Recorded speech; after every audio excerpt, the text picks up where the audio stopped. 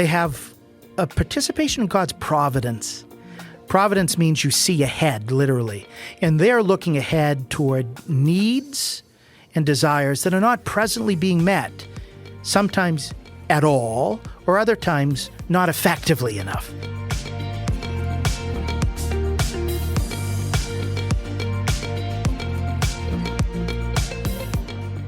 Welcome to Acton Line, a product of the Acton Institute for the Study of Religion and Liberty. I'm Eric Cohn, executive producer.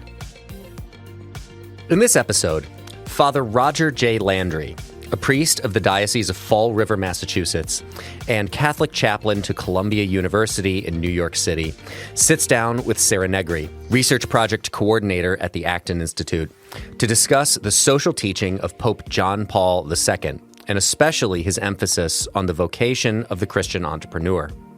Father Landry shares some history on John Paul II's three most famous social encyclicals and elucidates their importance for the ordinary Christian worker.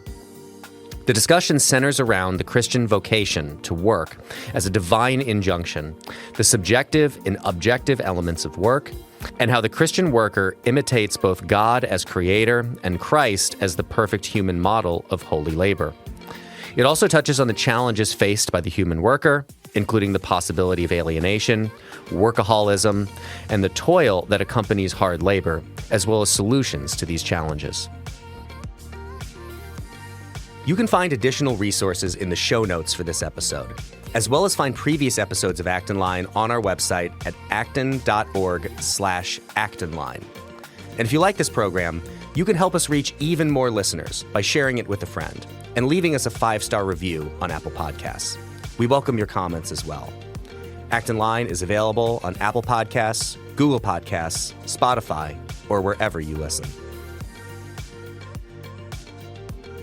Welcome to Acton Line. I'm Sarah Negri, research project coordinator for the Acton Institute.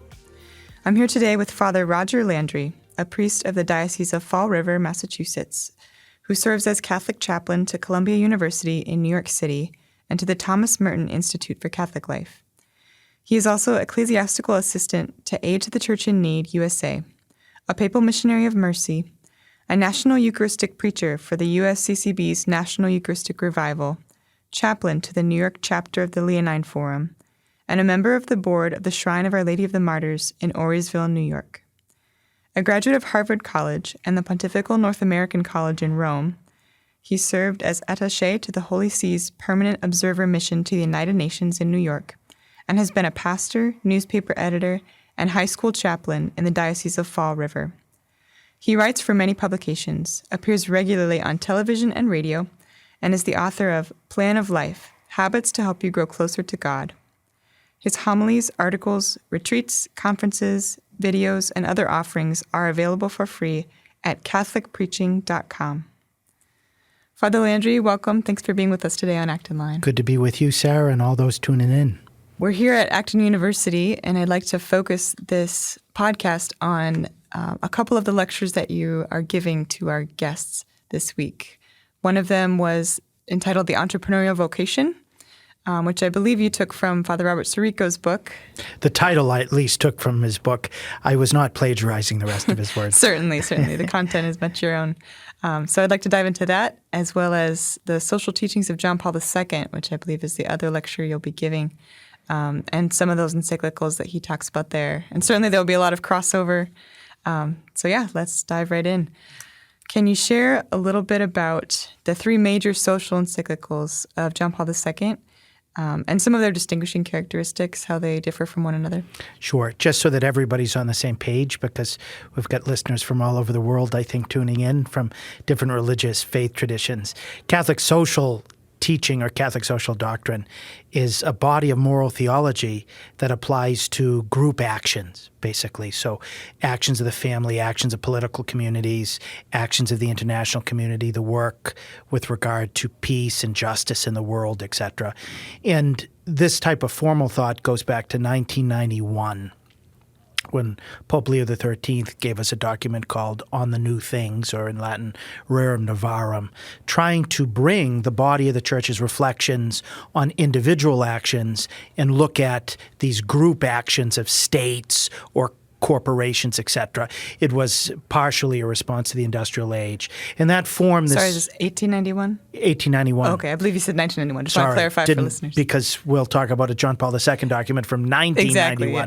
But in 1891, it all started, and it was considered very helpful guidance, not just within the church, but within society, because for the most part, we needed new ethical underpinnings for a lot of the new things that were coming in society. And so then on the 40th anniversary, there was a document by Pope Pius XI in 1931 reflecting more on the principles that were given 4 decades before to the new questions that were coming up in the 1930s, especially after World War I and the Great Depression and everything else. And then in 1961, Pope St. John the 23rd gave us another document called Mater et Magistra, Mother and Teacher, continuing the conversation and application. Then St. John Paul II came, and 2 of his 3 great social encyclicals were to mark and advance what Leo XIII had started. So in 1981, he gave us a document that was called Laborem Exercens, on the dignity of human work.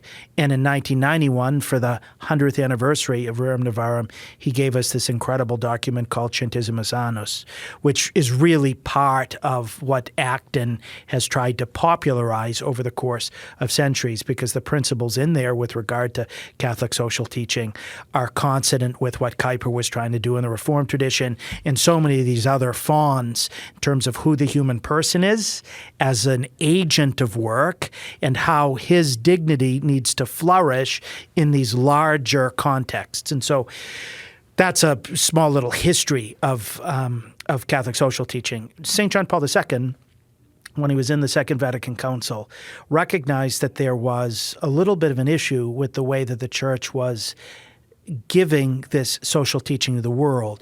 He knew that the conclusions were true, but he thought that the premises to those conclusions weren't as helpful to engage the world in dialogue as they might be, because the Church was articulating these things mainly in terms of natural law, which was more philosophical and theological. The Catholic Church was trying to play an away game, to use a sports analogy, to speak in terms that everybody would be able to understand. But in so doing, we were not being as persuasive as we might be, especially inside, to persuade Catholics and other Christians, because we weren't using biblical premises or premises that were taken from the Church's reflections on the human person as a moral agent over the course of centuries. And so there was a document in 1965 in the Second Vatican Council, which was somewhat revolutionary, called Gaudium et Spes, Latin for joy and hope. And in it, they tried to reorient the Church's whole dialogue with the world in an anthropological key, meaning based on what we are all able to know about who the human person is. And so the linchpin paragraphs had 2 great insights. The first is, to know what it means to be human, we have to look to Jesus Christ, who was a perfect human. So it teaches that the human person's sublime vocation can only be known by reference to Jesus. And then the second was a moral conclusion, that in order for us to find fulfillment, it's not going to be by having, it's not going to be by getting, it's going to be fundamentally by giving. And so the Second Vatican Council said there in Gaudium et Spes, the human person is only going to fulfill himself through the disinterested or unselfish gift of himself toward others. That, in common terminology, was trying to put into action what Jesus himself said in the gospel, that the 2 most important things we need to do is to love God with all our mind, heart, soul, and strength, and to love our neighbor as ourselves. And so to give of ourselves unselfishly to others, it would be an accessible way to describe that we've got to live truly loving lives. So that's what this young Polish bishop named Karol Wojtyła brought to the Second Vatican Council. This theological idea that to understand what it means to be human, you got to look to Jesus, who was 100% God and 100% human. And then to find fulfillment, it's not going to be through self-assertion, but it's going to be through self-gift. And so when he was elected the 264th successor of St. Peter, October 16, 1978, he was elected with this whole approach to the modern world in mind. And so in his first encyclical on Christ, the Redeemer of Man, he brought these two insights to the level of the papacy. And then throughout his papacy, in almost every document he wrote, he kept coming back to what Christ teaches us about being human. And then in order to have it all, we've got to follow Christ along his path of self-giving love. That's the background for these three social encyclicals. So the first social encyclical was 1981 on the dignity of human work. And so what St. John Paul II tried to give the world then was to help us to grasp that made in the image of Christ, Christ was called in the Gospels a tekton, a builder, a construction worker. Sometimes we reduce it to carpentry, but he was also using stone. He would have also been using metal. So it's a little broader than that. And Christ teaches us how to do typical human work in a sacred way, that Jesus was redeeming us not just by his 3 years of public ministry or his 3 days of the Last Supper, Good Friday, and Easter, but he was saving us throughout the entirety of his life, including all of those hidden years when he was doing normal human work as a tekton in Nazareth, building stuff for himself, for his family, Mary and Joseph, and for others. And then it started to describe that the human person, through work, is fulfilling what God did at the beginning of time when he created the human person and pronounced him very good. Prior to the fall, if you look at the book of Genesis, St. John Paul II said the human person had received a triple vocation to work. First and most important one was procreation, that we would be able to participate with the Creator in bringing new human beings into existence. And there is some work involved there. Even though I'm a celibate priest, I recognize that the raising of children obviously is a very demanding vocation. Second was to fill the earth and subdue it. That what he was essentially saying down the road is the material world that the Lord has given us has incredible potential. Who would have been able to guess way back when that we'd be able to have computer chips, not to mention glass, out of sand, to just so many medicines out of plants that might seem poisonous at first, that the world is full with so much potential, and we are sent out as stewards to bring the world into potential. But as we do that, we're likewise perfecting ourselves through the way we do that work. If we do it with virtue, we're building our second nature at the same time we're making something outside of us. And then the third command was to have dominion over all the animals, that we would name them, that they'd be part of what we ourselves would need in order to come to perfection. And so that was what God had given us before the fall. Then after original sin, there was still work. We still had that calling to do work, but it would now be somewhat painful. There'd be pangs in childbirth.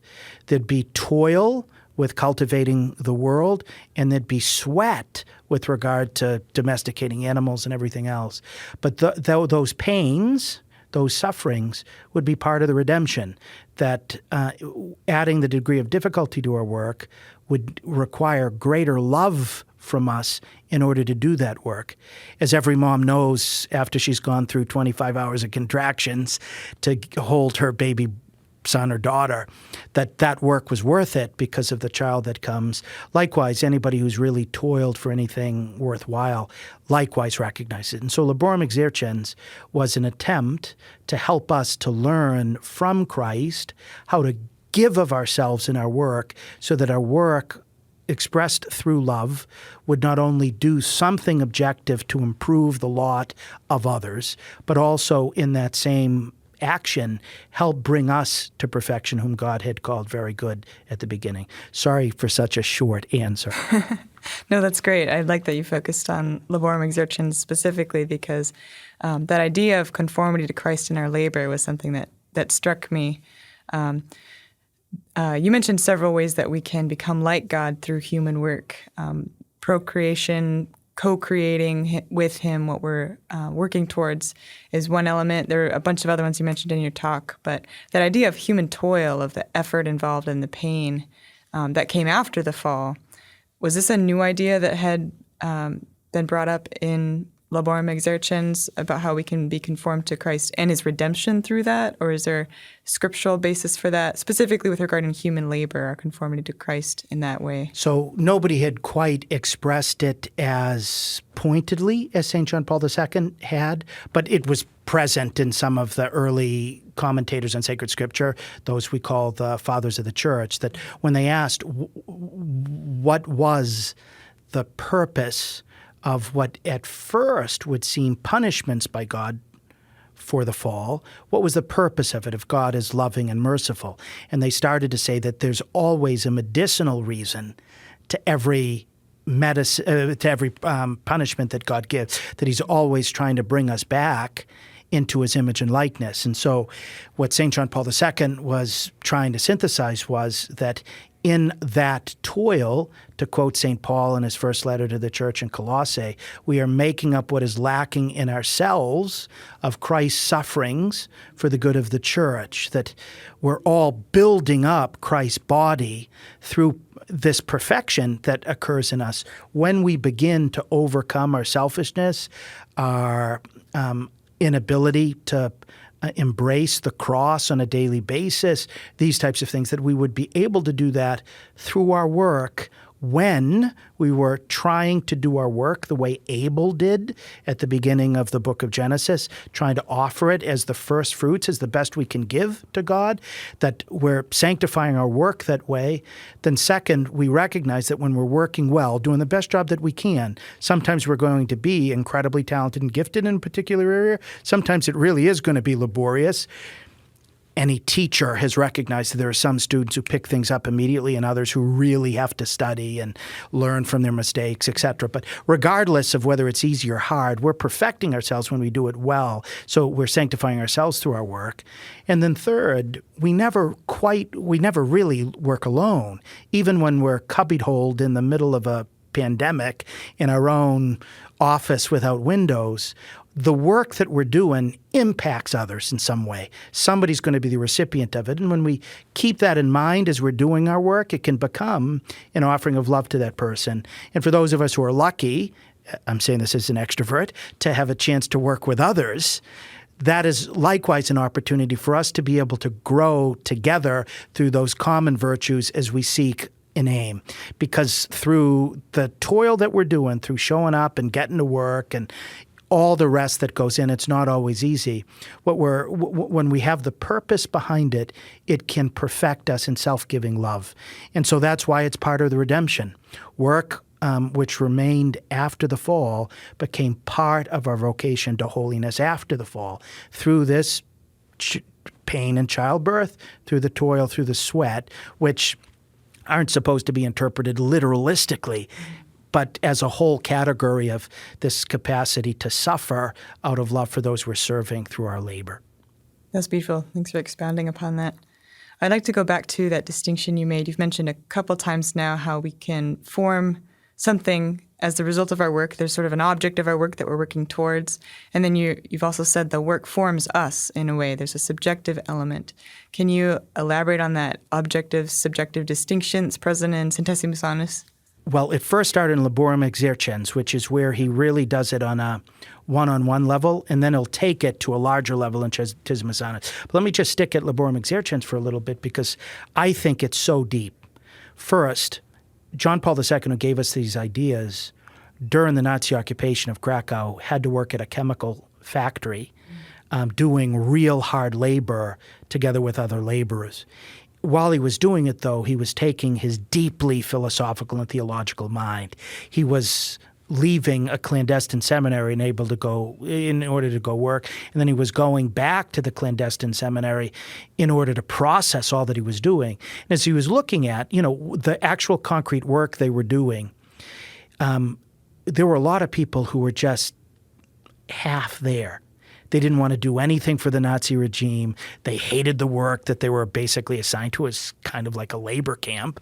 They hated that, and so they were being alienated from their work. And he started to ask the deeper questions. How are we able to do this in a way that doesn't separate us from God, from others, or even from ourselves? And that's where this all came from, that he said that there's a transitive and an intransitive dimension of work, or objective and subjective dimension of our work, that at the same time that we make something, we form ourselves.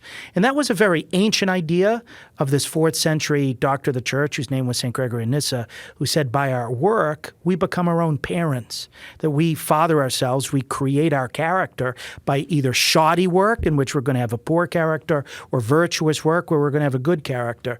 But he put it into modern terminology that we've all experienced in a sense. Like any artist, for example, who spends a lot of time on a work of art, at the very end, when he or she steps back from it and looks at it, feels a sense of joy at the accomplishment. Anybody who's really practiced the piano and worked hard at it, and then all of a sudden it comes out one day and there's no mistakes in it, feels a huge sense of accomplishment. We're not just making noise. We're forming ourselves. We're playing ourselves as an instrument at the same time as we're playing the piano. For a pitcher who goes on out and has practiced for years and all of a sudden learns how to throw that curveball right on the outside corner for a K, bingo. Like, there's so much there in the personal triumph as we work through all of this. And so in the Romance languages, I've had a chance to live in various other countries. When they have the word to do, there are always two different things that we need to learn which context it is. And they ultimately come from Latin. The Latin, we have words facere and agere. Facere means we do and make something. And agere means what we're doing within ourselves as we're committing those acts, as we're doing those acts. That there's always a feedback loop in which we're sculpting ourselves as we're doing something outside of ourselves. These words in Spanish, for example, are ser and actuar. In Portuguese, fazer e actuar, or agir. In Italian, fare and agire. For any of our listeners who know those languages, these are the distinctions that they always recognize, that there's this twofold dimension. And by those words, they're stressing either the objective dimension of what you're making, this microphone, for example, that is before us, or what you're doing to yourself as you're using the microphone, in which we're trying to teach, for example, and we're trying to share what we've learned with those who are listening, etc. That if we're doing that well, if we're doing it humbly, if we're doing it candidly, if we're not machining people with an AK-15 of the mouth as we're doing, like there's a different aspect of that. And so I've always found that super useful, especially when people are in jobs that they don't really love. They can begin to say, like, I got to get out of here. I'm not being fulfilled. I'm just not fully happy here. But in any honest work, and when I say honest, I mean you're not being a drug dealer, you're not being a human trafficker, etc. In honest work, even as a custodian in a gym or an orderly in a hospital, if you do that virtuously, there's enormous good that's happening for you, even if you don't really think that the world is being changed much by your work. Your own interior world is changing a lot. And so St. John Paul II wanted us to focus on that dimension. 10 years later in Centesimus Annus, he started to look at the larger question of why communism fell. And he said that the reason why the Berlin Wall and all that it symbolized collapsed was because it was based on a false anthropology. Marx's ideas were all to try to liberate the proletariat, the working class. But instead, he alienated the working class by taking away this loving dimension of work, by trying to socialize everything, by taking away this subjective dimension, by just focusing on what you're doing for the common good. You lost the worker. You lost the human person, and eventually it would collapse from within, because all of Marxism, all of communism was based on a flawed understanding of the human person. As a homo economicus, as somebody who was just a worker, just doing something for the good of the state, rather than someone who was experiencing these intransitive beautiful aspects of growth at a time in which somebody was likewise helping others. And so because of that lie which was at the root of communism and all Marxism, John Paul II recognized that it was inevitable for it to fall. And when it did fall, he tried to help people recognize that it wasn't just because the U.S. government had satellites that could blow out Russian missiles from the heavens, but it was really because of what was in the heart of man that wasn't being adequately cared for and developed behind the Iron Curtain. Yeah, I think that distinction, like you said, is just so helpful. And even that linguistic distinction, I wish we had it more in English. And Me too. You can see it in words like factory, like this is where things are made. Yes. But drawing that attention back to this is where people are formed as well.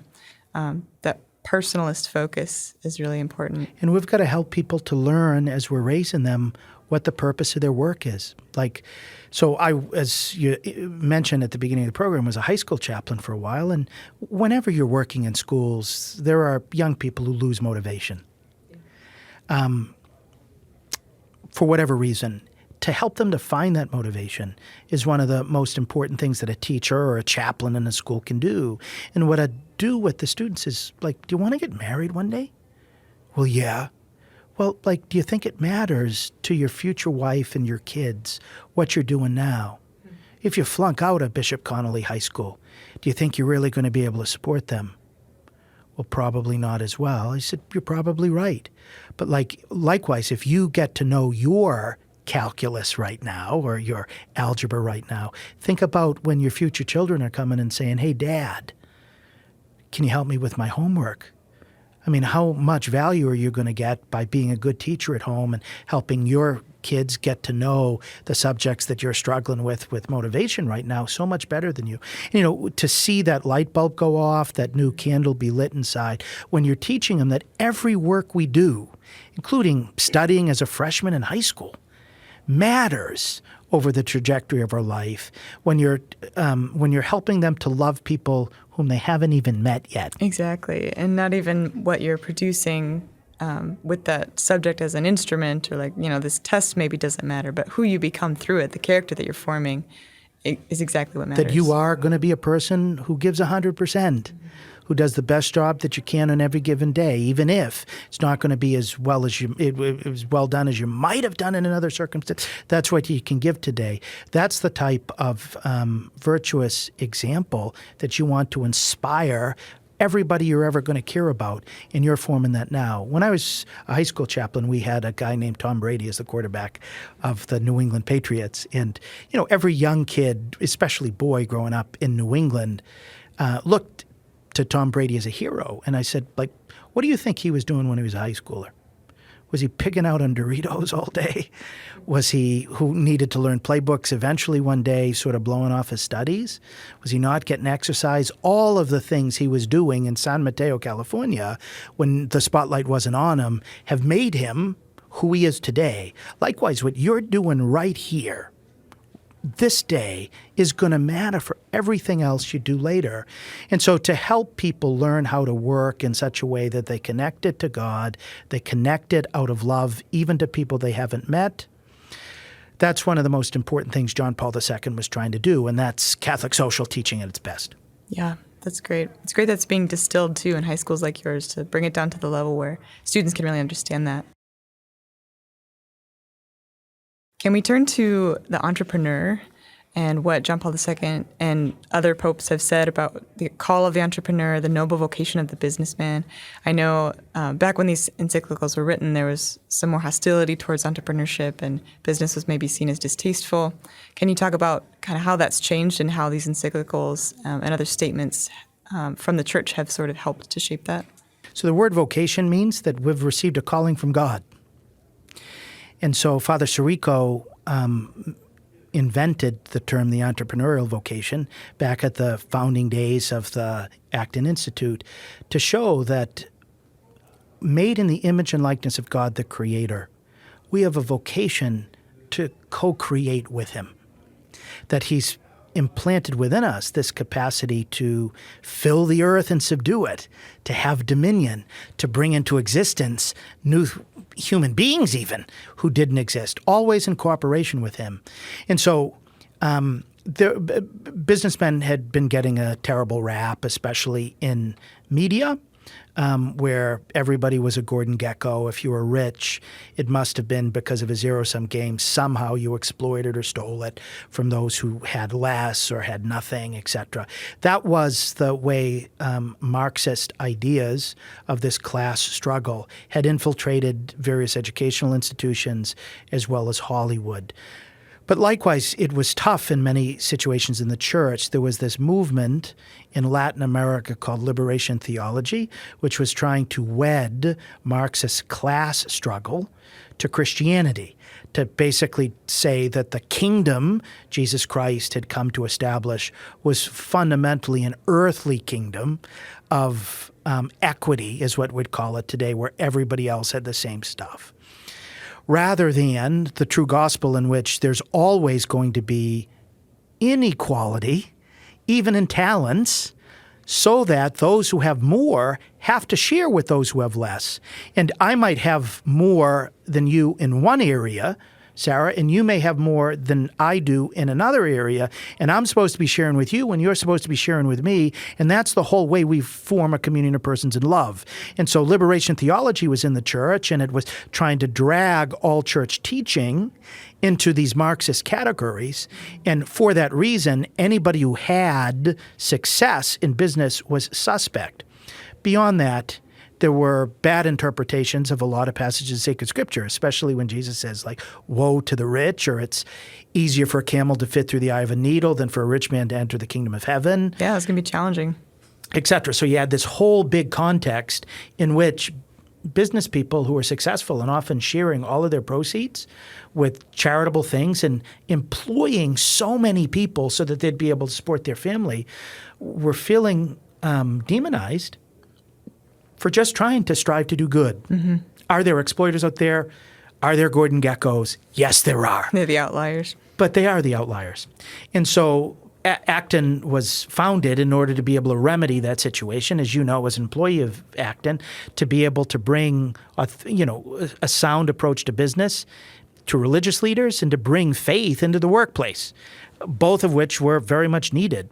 And so So the entrepreneurial vocation was invented this term to be able to describe how God, in calling all of us to holiness, is calling business people to holiness, and then to sketch out how is it, first, that those who are involved in business are called to holiness, and then second, how is every one of us called to holiness supposed to be entrepreneurial and creative in the pursuit of holiness? So that's what's combined in this sense of an entrepreneurial vocation. A true calling from God to be entrepreneurial, and then for entrepreneurs in particular to be able to recognize that the gifts and the talents that they have, even the new ideas, they come from above. And so to do it in concert with the Lord is the twofold way we approached it yesterday in the talk. Yeah, that's great. Could you sketch that out briefly for us here, those two aspects of the entrepreneurial vocation? The one for specifically we could start with for the entrepreneur, what are the virtues that they're called to? What are the ways in which they imitate their creator, and how do they fulfill their vocation? And then we could talk about how all of us as Christians have to be entrepreneurial in some way. So a few of the traits that we see is, Jesus was constantly saying to his disciples, put out into the deep. Take a risk. Do what doesn't make sense. Yeah, even totally. That nobody else yet has the ability to do. When Jesus gave that command, he was telling Peter, Andrew, James, and John to fish in deep water in broad daylight when fishermen in the Sea of Galilee only caught in shallow water in darkness. It would be as if a fisherman had told a carpenter, I want you to hold the head of the hammer and try to hit the nail with the handle, right? It was backwards. But the entrepreneurs are risk takers, which is something everybody's got to learn from them. Second, they have a participation in God's providence. Providence means you see ahead, literally. And they're looking ahead toward needs and desires that are not presently being met, sometimes at all, or other times not effectively enough at this time. So they're able to envision new goods and services, for example, or new ways of production, which are going to respond to people's needs better. That brings us to a third quality. They're constantly focused on what others need. They're other-centered in order to be able to say, what can I do to meet this need? Now, they're going to receive from what they do, but not always. We get back to the risk-taking part. They're capable of sacrificing, recognizing that sometimes their ideas may be a little ahead of their time. Sometimes they may have the greatest business idea, and then a pandemic hits, and all the businesses are shut down. It's just the wrong timing, you name it. But they've got this providential aspect of life. They've got a great capacity for efficiency. They try to cut out waste because that type of waste could tank a good enterprise. And so they help us to learn, all of us, how to be good stewards with the gifts that we have, to really develop what we have in order to serve others. Those are among the traits that we'll see. The Catholic Church has this beautiful document called the Vocation of the Business Leader, which goes through this. And in the talk that I gave here at the Acton University, I likewise talked about a great 15th century Franciscan saint named St. Bernardine of Siena, who was at the time of the rise of Italian mercantilism in the 14th and 15th centuries, was trying to help people to do it together with the Lord rather than just for money. And so he talked a lot about those virtues. And the church needs always to raise that high bar of virtue for business leaders so that it becomes far more than about profit, for example, but about the prophetic aspect of our work as we show its true dignity as agents and leaders, as well as respond to the dignity and the real needs of the people we're serving through whatever we produce. Mm-hmm. Yeah, that's great. I think a couple of the elements that stuck out to me in this entrepreneurial vocation, firstly, was just a reverence for reality. A reverence for how the world works, how it functions, that it's not a zero-sum game, that there's a way to bring benefit out of the work, and just sort of an element of being savvy about where to take a risk, doing research, learning about the world and how it works. That implies a reverence of the way that it's been created and the way that, like you said, humanity's been put in charge of the world with to be stewards, but to have dominion over the world, to cultivate it. There's a way that the entrepreneur has new ideas about how to do that in a way that corresponds to the way the world already functions. And they maybe see further than other people. They see new opportunities, but it's all in accordance with the reality which they're already reverencing. I love that term, reverence for reality. And I think it leads to the second part of what you'd asked me before, which is, like, how do we help everybody to recognize an entrepreneurial aspect of their baptism, really? And, the criticism often of the church is that we don't really see reality. We're talking in a theological ivory tower sometimes. Yeah, not up in the clouds, not on the really ground, integrated with day-to-day life. Mm-hmm. And Jesus in becoming a tecton in Nazareth, getting his hands dirty and calloused and with splinters and the whole rest of it, shows us the type of integration we need. But this reverence for reality, sometimes, not just sometimes, quite often, those who work in the service industry have a far deeper understanding of where people are at than ministers do, than priests do, because they're constantly trying to get that feedback through surveys and everything else of what people really need today. And so this reverential respect for the persons in their reality and then trying to meet them in their needs is something that every believer needs to learn from an entrepreneur. Then we have to be creative in trying to solve the problems. We need to be original. Pope Francis is constantly saying we can't just fall back to say, well, it's never been done that way before. Mm-hmm. Carlo Acutis, who's a new blessed for Catholics who died at 15, said, all of us are born originals, but most of us want to die as photocopies. And he's like, no, be creative. And that aspect of entrepreneurialism, together with the efficiency, together with being good stewards of resources, together with looking ahead, all of those are things that everybody, no matter what his or her state of life is called to. Yeah. And so Well, it seems like an imitation of God himself, who's ever ancient, ever new. There's that holding on to reality, and then that constant renewal. Every day, his mercies are new every morning, and the ways that we're called to imitate that, to be creative in our own fashion. Thanks for quoting the Book of Lamentations as well as St. Augustine in just a nice little quip, Sarah. Sure.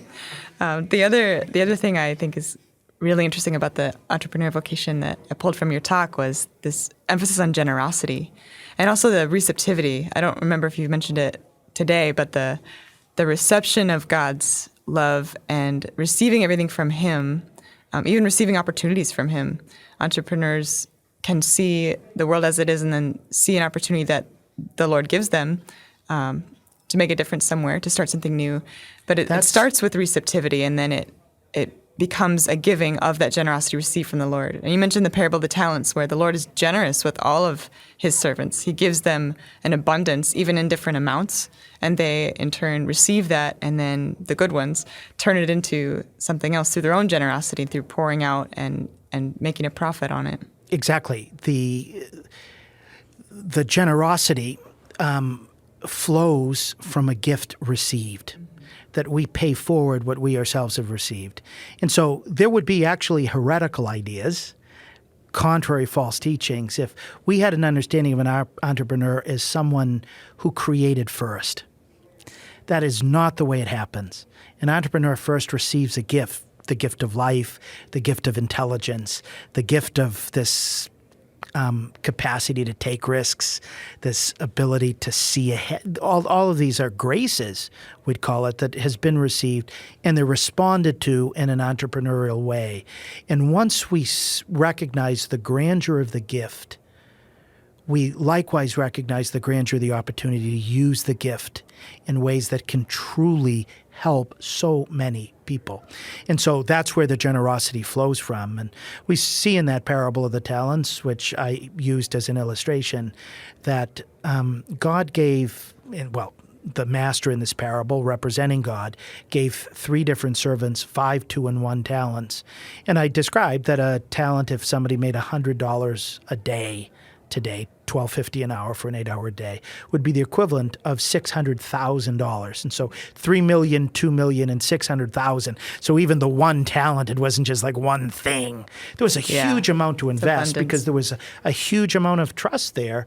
And the first 2 who had received the 5 and the 2 talents brought back 100% return. The third buried it because he was afraid of failure, essentially. In the parable, he was called wicked and slothful. He tried to blame the master for being demanding. No, but the master was first trusting. And he himself produced, and he himself was generous. And so in that parable, we see several very important lessons for us. But it's key for us to ask, what are the talents, what are the riches with which I have been bestowed by God? And sometimes when we look at what our talents are, we can say, well, I can sing well, or I'm good with my hands, or I've got a high EQ, and I relate well and make friendships easy, etc. Yeah, those sometimes when we look at talents, we ask, what makes me unique from others? But the most important talents we've received are what God has likewise generously given to others. This capacity to talk to God in prayer. So many people he puts in our environment so that we can love them. For Catholics, we have the sacramental life. Those are the incredible things that we need to invest every day so that no matter what we do, we're paying forward the extreme and hyper-generous love of the Lord that we have received. The only reason why Jesus could command us to love one another as I have loved you, that incredible standard of cruciform love, is because he's first poured into our hearts that amount of love, if only we receive it as generously as he gives it, rather than stifling or being stingy with it. Once we start to do that, then the whole Christian life starts to take off. And so some of the happiest people that you'll ever meet are those who are super generous.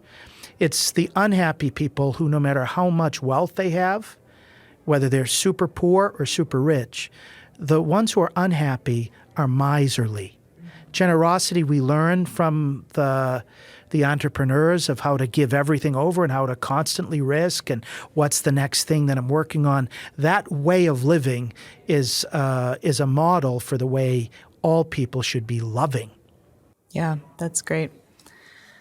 So we've talked a lot about the importance of work, seeing work as a very human thing. I'm personally very encouraged to go about even just ordinary tasks. Well, Chris Marin at the Acton Institute, I'm sure, would be very happy to hear that. Sure. So there's definitely this benefit to seeing work in a much deeper way. Conversely, would you think there's a danger still to workaholism, to maybe seeing too much in human work and making it sort of the center of your life? It's still very importantly in John Paul II a part of human life and not the entire thing.